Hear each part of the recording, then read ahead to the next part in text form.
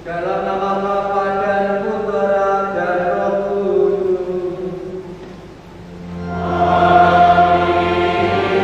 Tuhan bersamamu.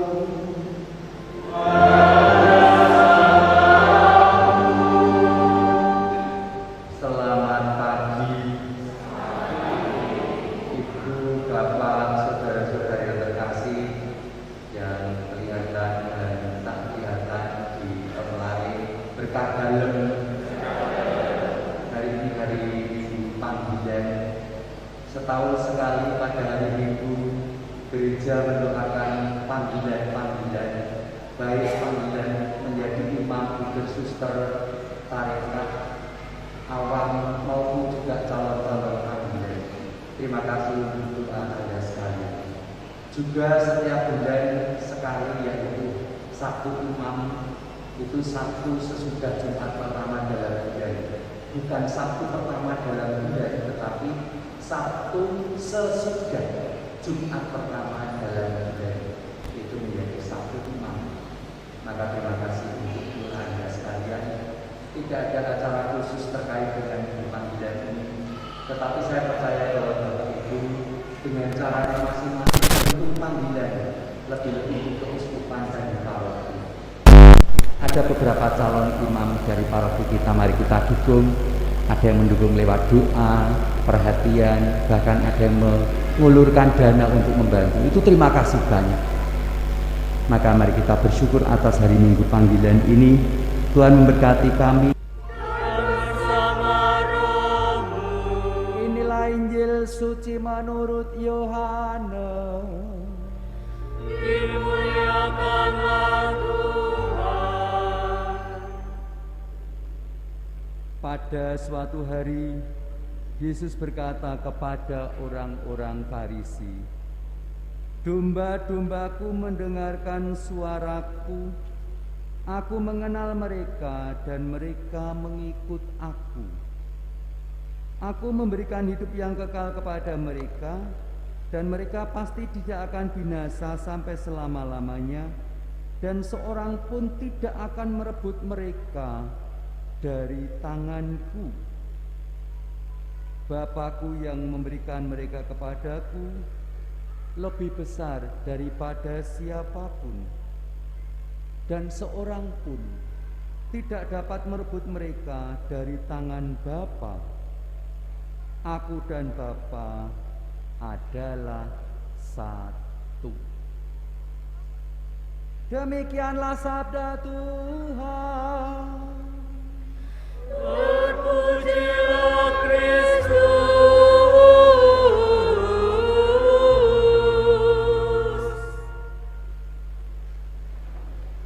Saudara yang terkasih, ada 7 sakramen dalam gereja plus gereja sebagai sakramen. Tetapi sakramen-sakramen yang secara praksis diterimakan itu ada 7. Dari 7 sakramen itu yang menjadi puncak semua sakramen adalah Ekaristi. Maka setiap orang yang sudah dipermandikan dalam gereja Katolik memiliki hak untuk menerima Ekaristi.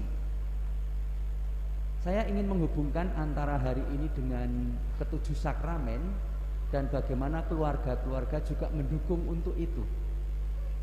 Tabisan imam atau seleksio dalam presbiteri itu adalah dalam rangka mendukung supaya Ekaristi tetap bisa dilaksanakan dan dirayakan oleh seluruh umat. Maka kalau dihubungkan langsung, kenapa harus ada imam? Supaya ada yang memimpin Ekaristi. Karena Yesus itu mewariskan kepada para rasul, kemudian dewan para rasul itulah dewan uskup yang memberikan tugas kepada para imam untuk merayakan Ekaristi. Maka tugas imam itu di paroki itu ada 2. Yang satu sebagai romo, sebagai imam, sebagai pastor. Yang kedua itu sebagai pimpinan atau wakil pimpinan struktur kepengurusan dewan paroki. Dulu sebelum tahun berapa ya itu, sebelum 90-an itu romo itu bukan ketua dewan paroki. Ketua dewan paroki awam. Lalu Nanti kalau ada apa-apa Romo ini ras setuju kok, bubar, veto, batal. Itu kuno zaman dulu. Sekarang itu keputusan bukan keputusan imam tetapi keputusan Dewan Paroki, di mana imam Romo ada di sana. Jadi tugas imam ada dua, sebagai kiai dan sebagai ketua Dewan Paroki, begitu ya. Ini maka penugasan kami itu di sini, saya sebagai Romo Paroki sekaligus ketua Dewan Paroki, hanya itu tugas saya sebagai imam di paroki. Romo-romo muda itu sekarang ditambahi tugas-tugas karena mereka memang punya kapabilitas, punya kualitas untuk itu.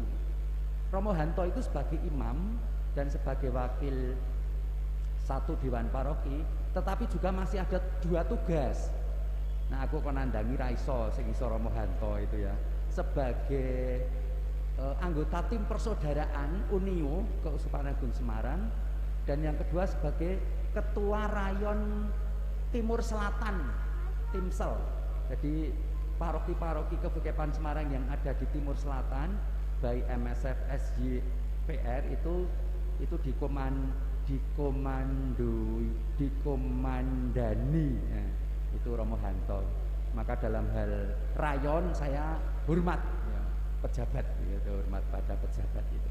Jadi imam punya dua kemungkinan, untuk di paroki atau dalam rangka tugas-tugas tertentu sesuai dengan kapabilitasnya masing-masing. Saya kira ini menjadi pemahaman yang kedua ya. Jadi yang pertama tadi bahwa puncak sakramen adalah Ekaristi, lalu hubungan imamat dengan Ekaristi ada dua, menyelenggarakan Ekaristi dan menyelenggarakan sebuah teritori paroki. Dan keputusan-keputusan bersama itu diputuskan oleh Dewan Paroki bersama para imam, atau imam bersama dengan Dewan Paroki yang ada. Catatan yang ketiga kaitannya dengan keluarga. Keluarga Katolik itu kaitannya dengan Ekaristi adalah supaya dari keluarga-keluarga itu lahirlah anak-anak yang nanti merayakan Ekaristi sebagai warisan Tuhan Yesus. Mungkin ada yang menjadi imam, mungkin ada yang tidak menjadi imam.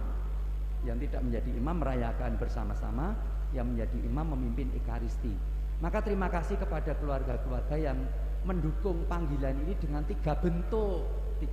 Yang pertama itu mempersembahkan putra-putrinya menjadi imam, menjadi suster, menjadi bruder, menjadi tarekat apa itu yang kayak Rosa Mistika itu, tarekat awam ya, sekulir, tarekat sekulir semacam itu. Kemarin ada anggota sekulir kesini, saya tidak tahu, dia juga tidak tahu saya. Romo ya, suster ya, nanggini gitu. Nganu Romo, saya minta doa loh, kenapa? Saya ulang tahun hari ini. Terus hubungannya apa? Saya mengunjungi beberapa paroki di Semarang, apik banget itu. Jadi mulai pagi berangkat, lalu kemana-kemana, hanya ke sini. Terus saya nganu Romo mau ujub. Wah, untuk kapan? Enggak, maksudnya ini ujub untuk gereja. Udah ke sekretariat aja, terus memberi, saya enggak tahu berapa diterima, mungkin masuk dalam sumbangan bebas tadi ya.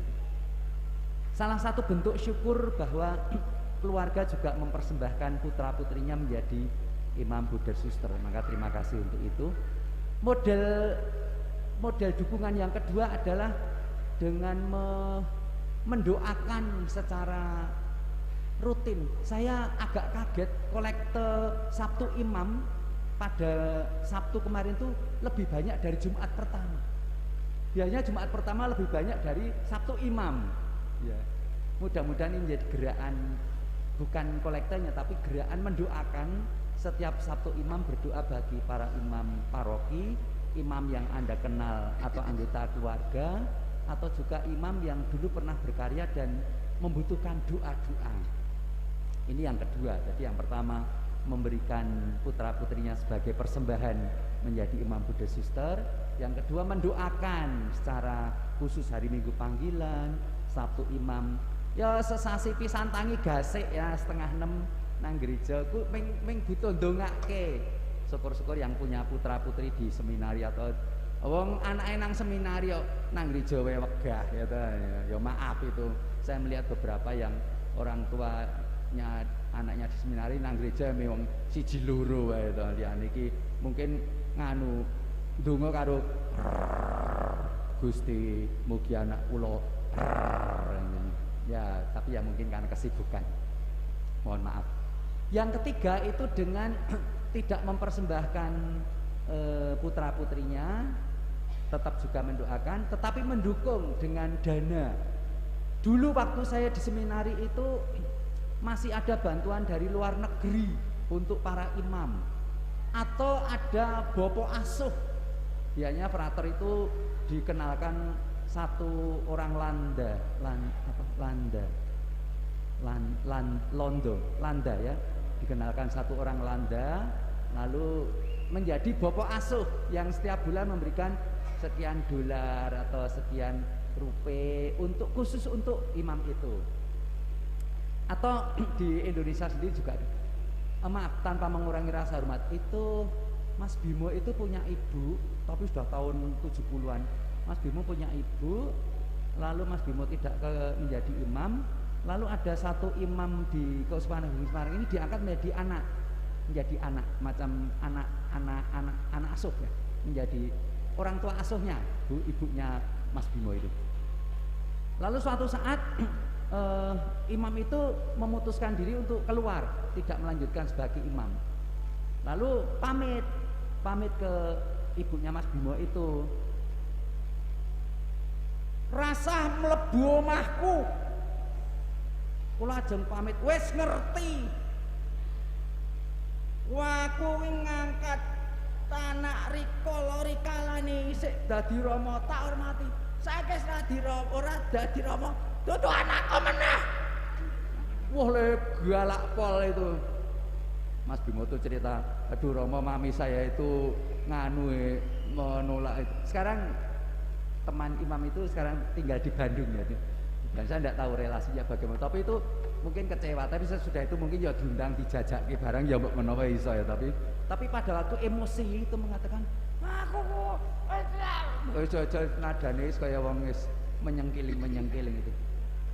Maka mungkin kalau Bapak Ibu tidak mempersembahkan putra-putrinya, mungkin juga mendoakan tidak pernah bisa sempat, mungkin baik kalau secara khusus mendukung. Ada 1-2 ibu yang mengirim rutin ke seminari Mertoyudan atau ke Kentungan. Terima kasih banyak. Dulu masih ada Bapak asuh, sekarang seminari selalu divisit dalam hal dana untuk pendidikan calon imam. Tapi Tuhan Maha baik selalu saja, meskipun di tahun ini ya tahun ini cukup. Ora mudeng aku mbok menawa dulu masih punya babi ya toh, nek ora tidak ada bantuan dana terus mangane satu seminari ana sing entuk sikil tok, ana sing entuk congor tok ya, ana sing entuk weteng tok ngene nggo ngejoli sego ya mangan babi sak piring. Wah yo kaya ngapa mangan babi sak piring itu rasane ya tuh melok ngerti-ngerti kolesterol tinggi ya macam itu. Sekali lagi terima kasih kepada Bapak Ibu suster saudara yang terkasih yang pada hari Minggu Panggilan ini keraya-raya hadir untuk merayakan hari Minggu Panggilan. Terima kasih untuk dukungan Anda berupa apapun, mempersembahkan putra-putri menjadi biarawan-biarawati rohaniwan, atau mendoakan secara rutin, mendukung atau juga mempersembahkan sebagian dari harta milik Anda untuk mendukung panggilan. Salam kami, salam hormat, salam sehat untuk Anda. Tuhan memberkati senantiasa.